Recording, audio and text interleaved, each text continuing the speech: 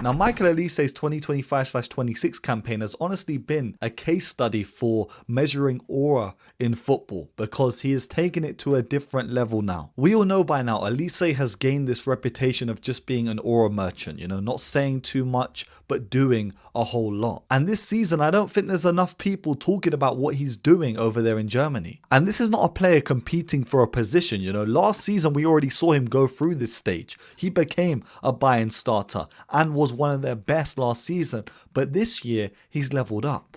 This season he just feels inevitable. A clean first touch under pressure, you almost know what he's going to do every single time he cuts in with his left foot. But he also can go down the byline, take you on that right hand side and put a ball into the box. Right now he's in discussion to be one of the best right wingers in the world.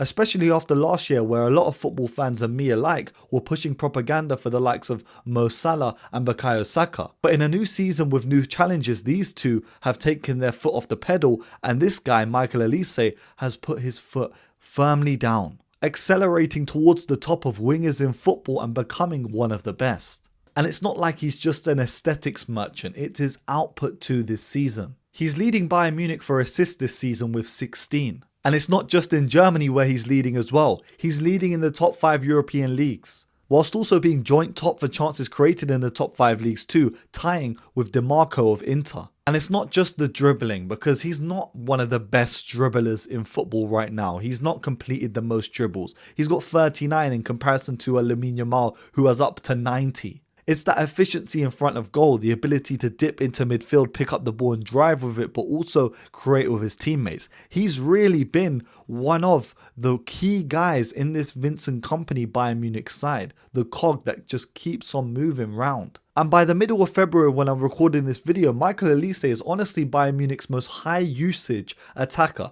having 10 goals and also 16 assists. He's been vital to this Bayern Munich side week in and week out, not just being a guy that can finish or create, but also just a consistent player. With 55 chances created and also 21 big chances created. And of course, you can say Bundesliga tax. Maybe I could even start for a lower league Bundesliga team with my abilities. But still, let's really be serious here. This is still a top 5 European league.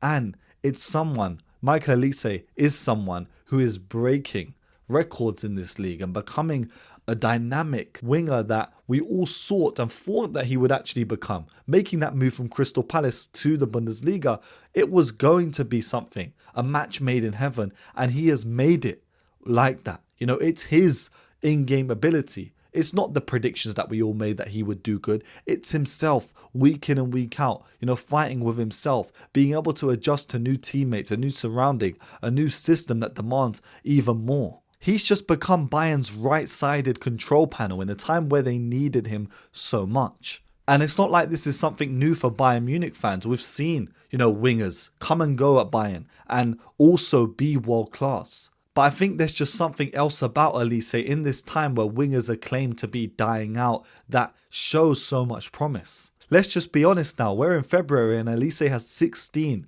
league assists. Like Thomas Müller, his record is 21 league assists. He could do it. Olise could break a record that's been held for so long by a Bayern Munich great. And just so you know, Olise turned 24 in December of last year, meaning that he's just entering, them prime years of peak ability for, a footballer. And of course, there are some outliers in football that performed way beyond and are even performing now mid-30s, etc.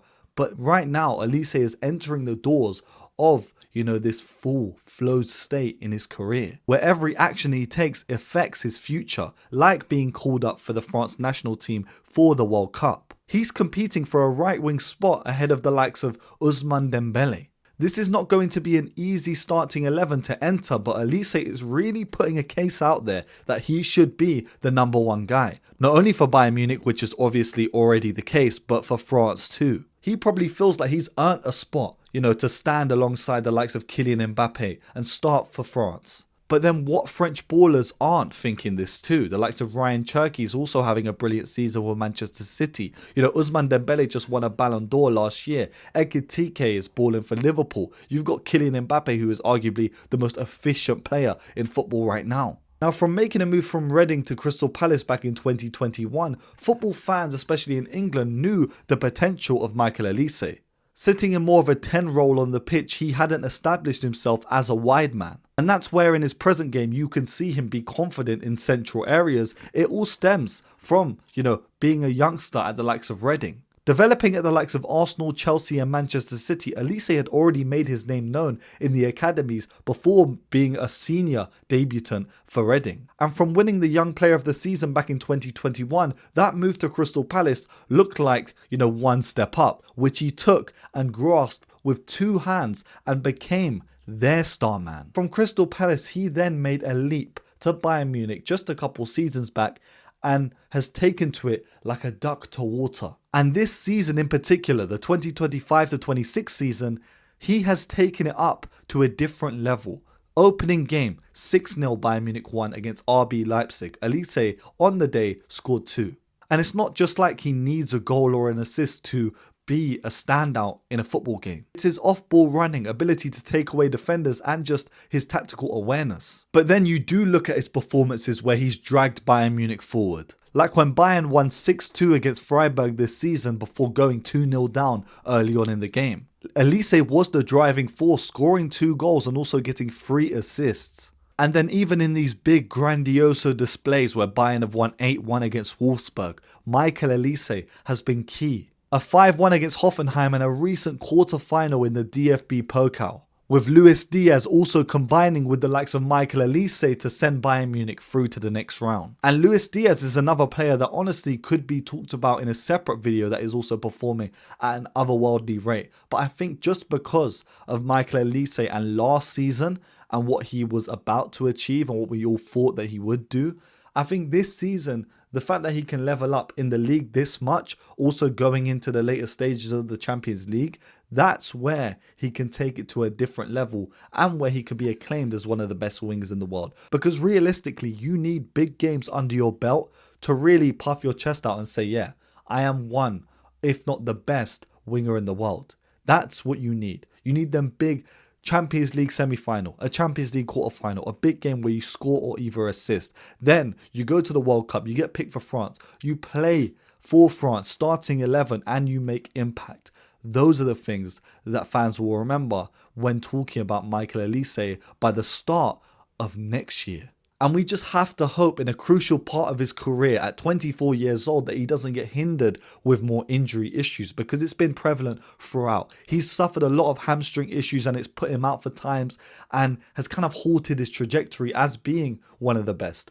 But this season all looks well and we all hope that he can continue in this fashion. And with Bayern Munich already confirming a place in the round of 16 of the Champions League, the 4 teams that they could potentially go up against in that round, Michael Olise should be licking his lips and saying, yeah, I need a big game and I'm going to have a big game. Because they'll either play Borussia Dortmund, Atalanta, Olympiacos or Bayer Leverkusen. All teams that Bayern Munich could essentially strut their stuff in and defeat with ease. And I think an underrated part of Michael Olise is his ability to just get the ball back in attacking possession, because he has a stat of 17 possessions won in the final third, meaning that he has adapted to company's system and also become a vital part, demonstrating that he could play in modern systems in football where the wingers have to press up against the wing backs, etc. He's becoming not only an output specimen, but also a physical specimen, being able to keep up with, the fast pace that Bayern Munich implement into their play. And whilst he's got 16 assists and 10 goals in the league alone, in the Champions League, 6 assists in the Champions League. Let's just talk about that too. Like, he is really providing, and also Bayern Munich are very clinical this season and he's been a big part of that. Essentially, what Michael Olise is doing this season is what we predicted a couple seasons back before he made this move to Bayern Munich. He had the capability to do this, and right now he's showing the world. Double figures goals, double figures assists, but also the ability to do it in the big games. It's actually kind of getting scary now. It is getting scary. And even when Bayern Munich did lose to Arsenal, there were moments where Olise was on that right-hand side and giving Lewis Skelly a tough time.